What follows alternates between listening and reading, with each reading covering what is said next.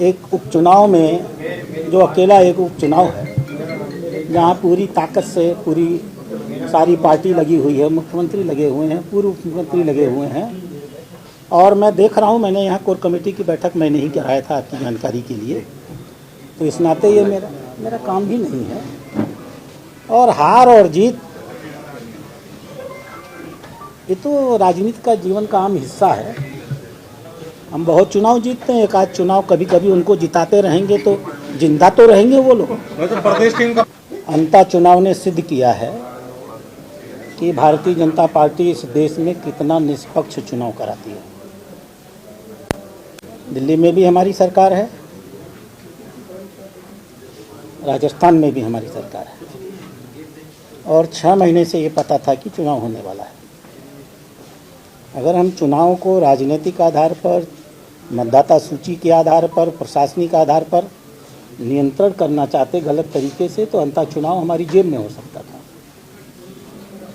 लेकिन हमने जन भावनाओं का सम्मान किया, पूरी ईमानदारी के साथ, 100% निष्पक्षता के साथ। मैं दूसरा उदाहरण दे सकता हूं जम्मू कश्मीर का।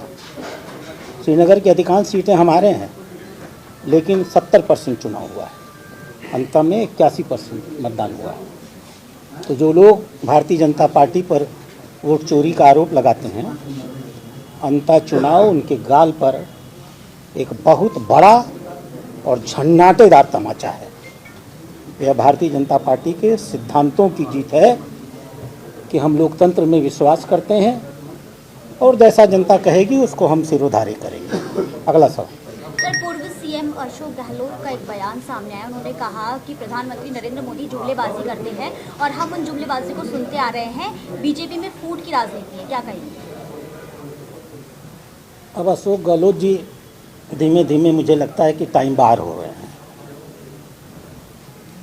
अन्यथा जुमलेबाजी हम लोग अगर करते होते तो जिस बुरी तरह से हम बिहार जीते हैं, महाराष्ट्र जीते हैं, हरियाणा जीते हैं, दिल्ली जीते हैं, ये पिछले 1 साल के चुनाव हैं। ये क्यों जीते हैं? इसलिए कि माननीय प्रधानमंत्री का बोल और जनता का मन दोनों समरस हो चुका है। माननीय प्रधानमंत्री जो कुछ भी संवाद करते हैं वो सीधा जनता के दिल में उतर जाता है।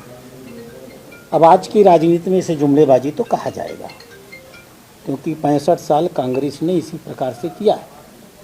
गरीबी हटाओ का जुमला देते थे और गरीबों को ही हटा दिया करते थे। और हम हैं जो पिछले 11 सालों में हमने समाज के गरीब वर्ग, समाज के मध्यम वर्ग का जीवन कितना बदल दिया है, ये भाषण का विषय नहीं, एहसास का विषय है, और हमारे देश के नागरिक इस पर एहसास करना है। उन्होंने कहा कि जो इलेक्शन कमीशन उसको हाईजैक कर लिया गया, जिस तरीके से बिहार के चुनाव के समय पर पैसे डाले गए खातों में, उसको नहीं रोका गया। एक्चुअली जो लोग चुनाव जनता के बीच में, तो बहुत बदमाश है शुरू से ही हाँ है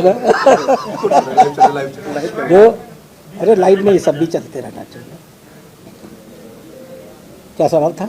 अशोक गहलोत ने इलेक्शन कमीशन को हाईजैक कर लिया गया, जिस तरह से महिलाओं के खातों में पैसे डाले गए। देखिए, चूंकि वो 65 साल तक इलेक्शन कमीशन को हाईजैक करते रहे हैं, इसलिए उन्हें लगा है कि शासन ऐसा ही करता है। उनको इतनी बार 3 बार मुख्यमंत्री रहे हैं शायद ना, फिर भी उन्हें एहसास नहीं है कि चुनाव कमीशन एक ऐसा तंत्र है जिसके पास अपनी कोई सेना होती ही नहीं।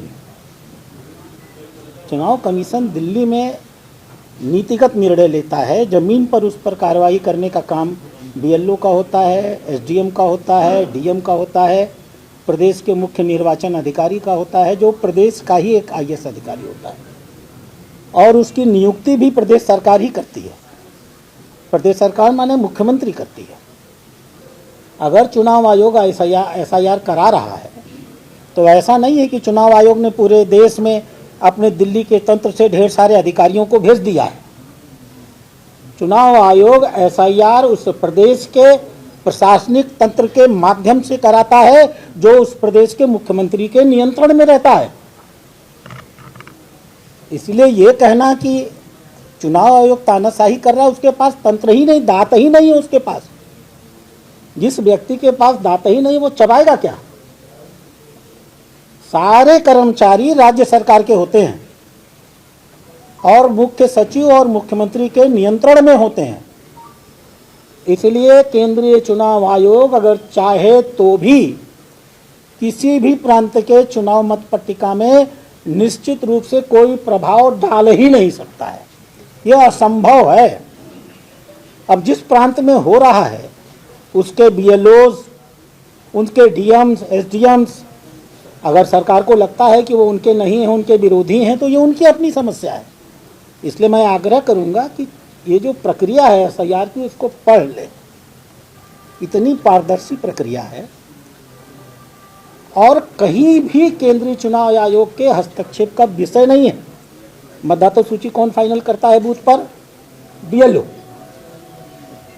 उसको मान्यता जिले के स्तर पे कौन देता है? जिला चुनाव अधिकारी। वो आपके प्रदेश का आईएएस अधिकारी होता है।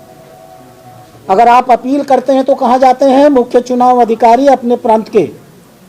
वो किसका अधिकारी होता है? आपके प्रांत का आईएएस अधिकारी होता है। आपकी टीम, आपका आईएएस, आपका जिला चुनाव अधिकारी, आपका मुख्य चुनाव अधिकारी आपने दिए हैं केंद्रीय चुनाव आयोग को काम करने के लिए, और आप ही आरोप लगाते हैं कि आप ही के लोग गलत काम कर रहे हैं। इसका मतलब क्या है? तो यह एक राजनीतिक स्टंट है और जनता इस स्टंट को अच्छी तरह जानती है। भले वो लोग वो भी जानते हैं, लेकिन कुछ कहना है इसलिए कहते हैं। हार का कोई तो कारण बनाना है ना, तो इसलिए वो दूसरों को जिम्मेदार ठहरा देते हैं। एक एक करके। हाँ, कि प्रधानमंत्री नरेंद्र मोदी कांग्रेस में जो फूट का सपना देख रहे हैं वो कभी सच नहीं होगा, जबकि फूट तो भाजपा और आरएसएस में है, इसलिए राष्ट्रीय अध्यक्ष अब तक नहीं घोषित हो पाए। अब देखिए कहाँ थी कांग्रेस और कहाँ पहुंच गई। बिना फूट के तो पहुंची नहीं। और अभी तो उनके जो 6 विधायक किसी तरह से बिहार में जीत के आ गए हैं। मैंने सुना है, मैं भाजपा की बात नहीं कर रहा हूँ, मैंने सुना है वो सब कांग्रेस छोड़ करके जनता दल यू में जाने वाले हैं। तो अशोक गहलोत जी को मैं सलाह दूंगा, राजस्थान छोड़े जाएं, बिहार चले जाएं और जा करके अपने 6 विधायकों को बांध करके, जैसे वो इसके पहले जब उनकी सरकार थी तो अपने विधायकों को बांधा करते थे ना, जब सचिन पायलट उनके साथ खेल खेलते थे। तो जाएं बिहार से अपने विधायक बचा ले आए। कांग्रेस ने आरोप लगाया है कि अंता उपचुनाव में 2 मुख्यमंत्री लगे, पूर्व मुख्यमंत्री भी लगी हुई थी और वर्तमान, लेकिन उसके बावजूद चुनाव हार रहे। तो ये 2028 का जो कह सकते हैं, इसको आरोप कहते हैं। नहीं, उन्होंने सरकार का ये बताता है कि हमारे संगठन में कितनी एकता है। यह बताता है कि हमारे सारे राजनेता एक मत होकर के पूरी ताकत से भाजपा के विचारों और सिद्धांतों के अनुरूप काम कर रहे हैं।